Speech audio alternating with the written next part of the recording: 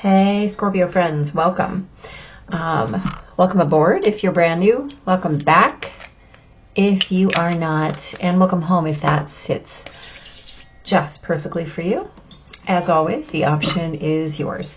Today we want to talk about what's coming in for you for 2024. So we're going to talk a little bit about the astrology and then mostly about the energy for you. So here's the deal. This is for you if you are a Scorpio sun, moon, or rising, or a Venus, honestly. And if you happen to be a cross watcher and you're here because you love someone or have to deal with someone quite often who is a Scorpio or has a lot of Scorpio energy in their chart, that is absolutely fine. I believe in cross watcher energy, mostly because I believe that the more energetic information we have, the better off all of our situations are. So today we're going to talk about your theme for 2024, blessings for 2024, awarenesses for 2024. We're going to pull cards for each quarter, and then we are going to also draw one card to look at the end for the unknown, right? So that could be an insight or something that we're not aware of that may be very important to us in 2024, right, my Scorpio friends? So let's have an eyeball at your astrology, shall we? So this year, your season starts on the 22nd of October. You have a new moon on November 1st. You have a full moon on April 23rd. And Venus is in your sign at the end of the month of September. So that's kind of exciting for you, right? A nice way to roll into your season will be thank you. Boy, I'm really working on this theme card here. Just doesn't want to do it. Well, let's shuffle again. How about that? At any rate, so for you, my Scorpio friends, you know, it's always kind of exciting. Let's also talk about what you have in opposition, right? Because that's kind of also important as well. So in Taurus, you know that you have the pull of Uranus on the opposite side of the chart from you. And so that is an energy that is all about insights and sudden awarenesses. There we go. See, sometimes you just got to go at it from a different angle. So Uranus is about sudden insights, sudden revelations, shocks, changes, shifts, that mostly come out of, well, let's rephrase that mostly appear to come out of nowhere. But we also know that there are no coincidences, right? That all those things that feel like coincidences are things that you have put into place, whether in this realm or another. Nice. So really witnessing the way that comes in for you. And then always knowing that when those surprises show up, we have options about whether or not we witness that as scary and unsettling and terrifying and jarring and jolting, or whether we witness it as exciting and novel and thrilling and lined with possibility, right? So you get to choose how that feels for you. And the way that you choose how that feels for you is to simply, ooh, very cool, is to manage yourself, right? As you move through. I just want to say to you, my Scorpio friends, there are 2 cardinals sitting in the bushes outside my window right now. They are super red, just beautiful, beautiful cardinals who just came to say hello. So honor your messengers and say thank you, right? Beautiful. Anyway, so this is about how you're going to choose to navigate through your own tides this year, right? And I know that you Scorpions are quite often really, let's say, possessive when it comes to sharing your tidal movements, right? My BFF happens to be a Scorpio, so I'm very familiar with the energy. And I'm a Pluto dominant, so there you go. It's an energy that likes to keep what's theirs to themselves. There's a reticence to share for whatever reason, right? Like we don't want that information to be used in a way that we don't want it to be used. And so we just choose to hold on to information, or we just choose to hold on to what's going on inside of our very busy brains, right, my Scorpio friends? Or our beautiful, radiant, intense Scorpion hearts. And so how you choose to navigate that this year, I think will have a lot to do with what's going to go on for you. So let's talk about what we have here. So your theme is to focus on success, which is beautiful. The first thing I believe that is required, if that's in fact what's going to happen, is that you define what you want to call success, right? Because there are a lot of different kinds of success. There are a lot of different layers to success. There are a lot of different appearances of success. There's just the way that you're going to claim it. And so what you want to be your success is 100% your success. So noting that, we get here to accepting what is, right? I accept and embrace my inner majesty. So again, we're self-reflexive. What I claim as success for me is what that means. There's no one who can tell you what it means. It's yours. Just like when we talk about, Venus, right? The planet Venus. We talk about home and what that means to you. It's only ever defined by you. No one else can do that. It's very significant that you have the Imam at the bottom, this root card, right? So this is the heart of the sky in any natal chart reading. And so what you witness here are the root wounds, right? The IC sits right between the third and fourth houses. So this is how you communicate the way that you were trained, or not really trained, but the way that you experienced being nurtured, the way that you were forged, right, in that darkness, in the heart of the sky. And so this is that place of the inner child work, right? This is the strongest place where you have a great indicator in a natal chart of the work that you're here to do as a result of your upbringing. And so that inner child work, really focusing on what success looks like for you and accepting what is, that opportunity to become completely self-defining, and also self-accepting, right, is super important, my Scorpions, 100%, because there's no one else who can tell you what that means. Your inner majesty, right? Your kingdom or your queendom is always completely and totally defined by you, for you. And so the more work you do to get this, the words that want to come out are false programming, right? So this is how you were created. This is what your family of origin, let's say, this is how you had to tap dance for love, right? This is where you learned that you were unworthy, or where that you learned that your trauma triggers are your trauma triggers. These are the places where you learned how to be who you are. Now, the thing is, accepting what is not necessarily saying, okay, well, that's my programming, that's just how I am. No, no, no. In fact, this is about accepting your inner majesty, witnessing yourself as that inner king or queen, and saying, let me do this work, right? So let me really work on my self-mastery. Let me focus on my concept of success, how I self-define, right? That's what this looks like. Now let's talk about these quarters over here. So you have the Six of Wands, you've got the Four of Swords, and the Two of Cups. So this is a really lovely bounce back in this first quarter for you guys. So this is about really having done some work. So whatever it is that you've been working on here, right?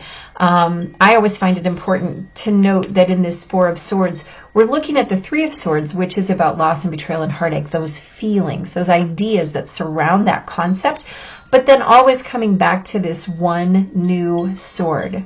And that's usually learned as a result of doing some work. So in the way that you have chosen to witness or be witnessed in a relationship by an other, right? Or, I mean, in all honesty, let's be fair, because this is the Two of Cups, it's just about relationships. So this can be about yourself. It can be about your divine self connectivity, and that's okay too. Or it can be about a love relationship.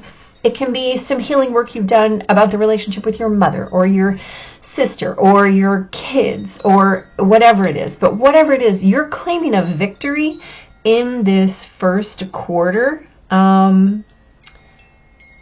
It might not be a loud victory, right? Nobody has to know about this but you. This might be just a victory that you feel in your soul, right? These don't have to be loud cards. I know that sometimes the Six of Wands is that big, giant victory, achievement, rah, rah, rah kind of card. But guess what? You can do that by self-recognizing. You can do that by patting yourself on the back. It doesn't require fanfare. It doesn't require ticker tape parade. In fact, most of this IC work is very quiet work.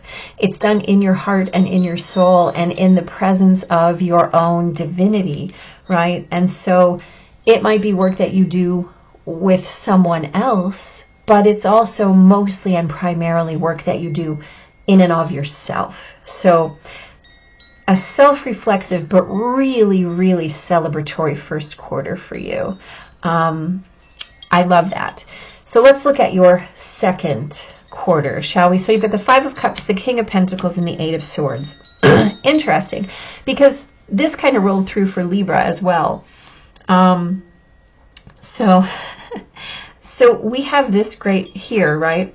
So as we move into this next quarter, what happens is you have an opportunity to claim your next level presently, or to start to kind of backslide, right? You might find a new layer of work that needs to be done, and it might get you feeling some kind of way. You've got a couple of options here. You can allow that next level to feel like crap. Like, what do you mean I have to learn this lesson again? What do you mean I have to figure this out again? Well, guess what? It's okay. You know, in the great spiral staircase that is our continual self-development, we come back to certain lessons. And the key is that you have to remember that just because you come back to a certain lesson doesn't mean you didn't learn it the first time. You're coming back with a new perspective. You're coming back with new information. You're coming back with a new experience, right? You're bringing new wisdom to this perhaps feeling reminiscent situation. The key here is to remember that you've got this. You are bossing it up, right? King of Pentacles sitting here says, okay, it doesn't matter what presents. It doesn't matter what comes back. Again, we're talking about that Uranus presence. So there might be something in the second quarter, my Scorpio friends, that comes back out of nowhere for you. And you get tempted to look back and say, why am I stuck? What is this anchor? I don't want this. This isn't my bag. I've done this. I've released this. I've cut these cords. I've done this work. I've figured this out. You have. Stay with that awareness. Know what you know like you know it. Stay there. Stay there. Resist the compulsion to cave in that second quarter. Don't do it. Focus on this inner majesty, right? Focus on your success. Keep reminding yourself, this is what I'm here for. I've showed up to do it. I've done it. I know exactly what this victory feels like. I already claimed it, in fact. And I'm not backing down. Not for anything. What I learned was that no idea exists outside of me if it doesn't first exist in me. And I've already done the damage to excise that. I'm not dealing with it anymore. I don't care what cups are spilled. I have these two cups. And I'm staying right here with that, right? I'm staying right here with that. So just focus on your success, right? Especially strongly in that second quarter. In the third quarter, you have got the 3 of Cups, the Page of Swords, and the 10 of Wands. So whatever nonsense came back up in that second quarter, you have the wherewithal to put it down, right? You're going to be able to ditch it, right? I always say the 10 of Wands is like saying yes to too many things, and you have all these things that sounded great at the time. You were like, yes, yes, yes, yes, yes, yes, yes. And then all of a sudden you're like, but no, in fact, no. So the Page of Swords is going to give you some idea about how and when and where to cut those excess things out of your life. And the key here is, again, we're going to focus on our success. We're going to focus on our self-defining awarenesses, and really get down to the bottom, right? I said yes to this. Perhaps the reason I said yes to this was because I believed that I had to in order to please X, Y, or Z. And so I'm going to cut that out. I'm going to use this new sword that I know about, this awareness that I fought for, that I bossed up, and now it lives right there in my arsenal. I'm going to cut that out of my life because I don't need that. I don't need to self-validate through someone else anymore. I don't need that external approval anymore. I don't require anybody else to hold my crown. Guess what? I know exactly where that lives, and I can carry it on my head all the time, right? And the result of that is this 3 of Cups, which is pure celebration. This is joy. This is those 2 of Cups added. So we're creating more. We're creating community around our happiness. And sometimes that's the thing you need in order to keep coming back and reminding you. So if there are any relationships that you heal or relationships that you forge as a result of creating this next level of work for yourself, make sure that they are on board and supportive of your process, especially in this third quarter, right? And you'll know, because those will be the people who don't protest too much when you have to put things down, when you have to cut things out. They will be the ones left standing and celebrating you, saying, look what you've done. Look at this work you've done. Holy cow, good for you, right? They'll be the ones applauding and cheering you on and saying, hey, what do you need? How can I support you? I'm right here. You need some water? Can I take you to dinner? What's the deal? Excuse me. You'll know. Those will be your people. And then in the fourth quarter, look at that. You've got the Knight of Swords, the Empress, and the 2 of Pentacles. So you come full scale with these swords, right? With this concept of ideas and how your ideas are put into action for you. And this concept of juggling and mastery, right? This is this in motion, right? So as you boss it up in that second quarter, you know, sometimes this Page of Pentacles is, sometimes he's looked on as like a multitasker, like there's a negative connotation to him. But here I only see this as, yes, I have narrowed my field so much by being in self-definition and discernment that I can balance all those things that I have left over. All the things that I cut out create this sense of, yes, I've got this, right?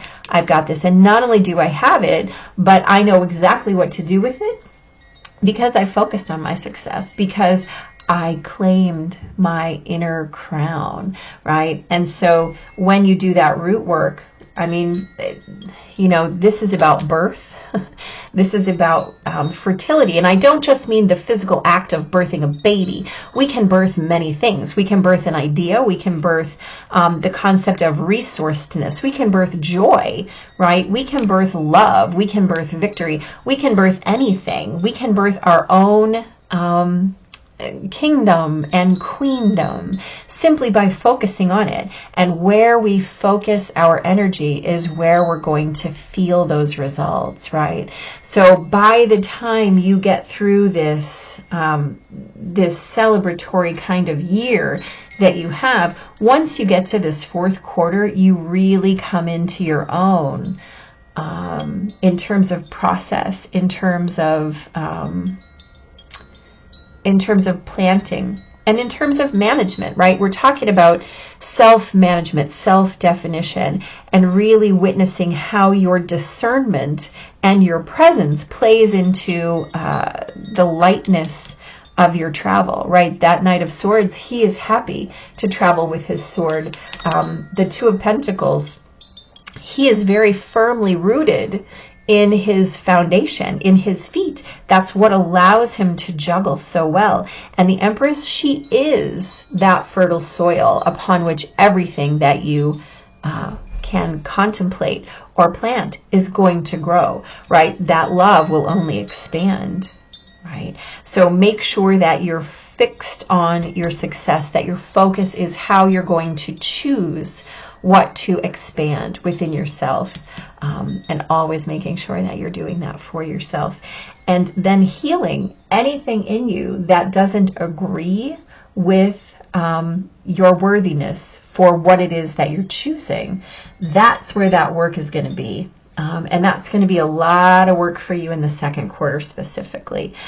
Shall we see what your unknown is, right? And this has been kind of cool. Ooh. Okay, so the Divine Matrix. So let's look. We've got 44. 2024 is an 8 year. So I like that you're doubling down on that. Let's see what our key concepts are for this card. So this is the realm of spirit. The knowledge that we are all divine beings, part of a tapestry weaving our dreams into the fabric of reality. Synchronicity, learning to trust the way things unfold, right? Do you ever wonder how synchronicities have come together? These meaningful coincidences move life forward in ways we might not understand at the time, right? We can get trapped into an idea that the world is a place of separate parts with space between them, because the true quantum spiritual nature of reality can be confusing. Imagine that everything possible under the sun is waiting to be claimed. You're not separate from what you desire to manifest. Everything is intrinsically connected within a vast living web of life, a divine matrix. Even that which you have not yet observed as part of your life's experience is still connected to you. It remains dormant until you choose it, right? So I love that, especially for you guys, mostly because Scorpio to me is the sign of divine union, right? It's the sign of the way that we put ourselves in process as those two cups come together, right? It's the space between, and it's really nice that you have these cups here and then this 3 here, because the fact of the matter is that, one and one make 3, and the way that you're choosing to create within that is that sense of union. And then you have the Empress here really witnessing the way that becomes tangible, that becomes real for you and through you and as you. So the way that you're going to self-define, the seeds that you plant in the beginning of the year doing this harder work, really comes to fruition for you in this last quarter. I absolutely love it. Just maintaining your, let's call it your, minding your mind with whatever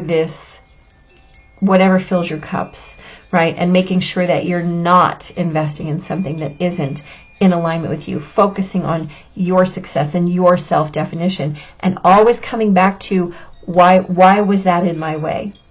Is this true? What does it mean? Where did it come from? What does it mean to me? Am I choosing to carry this into my future, right? And knowing that you have the sword available, this sword of truth, to remove that, to cut that out, to excise it from your process. It doesn't have to hold you prisoner. It doesn't have to define you. Your ideas and beliefs are not the definition of you. And you have every opportunity this year to offload those, to get rid of those, and to be in full claiming of why that matters and why it's magic, right? Your divine matrix is your creation, and the place that you touch those other people, right? These 2 cups, become 3. And so how that works for you is exactly how you want it to work for you. So being your own divine connectivity, really witnessing the sense of union that's available behind the dimensional world, right? Because that's where our bonds are forged anyway, in the spiritual, in the emotional. So just witnessing that, you know, you can boss it up in the real, but you also have to boss it up behind the scenes too. I think you have a great year coming up, Scorpio. Yeah, self-definition, that's your game. Thank you for being here. Thanks for listening. Hit that subscribe button so that you can come back and tell me how this goes. And I'll see you in 2024. Take care.